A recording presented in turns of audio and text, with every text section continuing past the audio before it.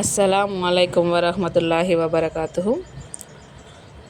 ముందుగా నా ఛానల్ని సబ్స్క్రైబ్ చేసుకోండి. ఈరోజు చెప్పబోతున్న టాపిక్ ఏంటి అంటే తీర్పు దినం ఎప్పుడు వస్తుంది అనే దాని గురించి చెప్పబోతున్నాను.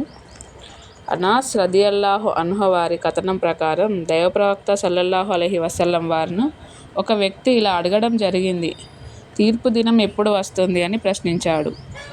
దానికి దైవప్రవక్త సల్లల్లాహు అలైహి వసల్లం వారు, నువ్వు చాలా విచారించవలసిన విషయం ఏమిటంటే, నువ్వు ప్రశ్నించావు తీర్పు దినం గురించి, కానీ తప్పకుండా వస్తుంది అది. కానీ దాని గురించి నువ్వేం సిద్ధం చేసుకున్నావు, దాని గురించి నువ్వేం ప్రిపేర్ అయి ఉన్నావు అని అన్నారు దైవప్రవక్త వారు. దానికి ఆ వ్యక్తి ఏం సిద్ధం చేసుకోలేదు, కానీ నేను అల్లాహు తాలా మరియు ఆయన ప్రవక్త సల్లల్లాహు అలైహి వసల్లంను ప్రేమిస్తున్నాను అని అన్నాడు. అప్పుడు ప్రవక్త సల్లల్లాహు అలైహి వసల్లం వారు, మరి నువ్వు ఎవరిని ప్రేమిస్తే వారితో పాటే ఉంటావు అని అన్నారు. ఈ విషయం వల్ల అక్కడున్న చాలామంది సంతోషించారు.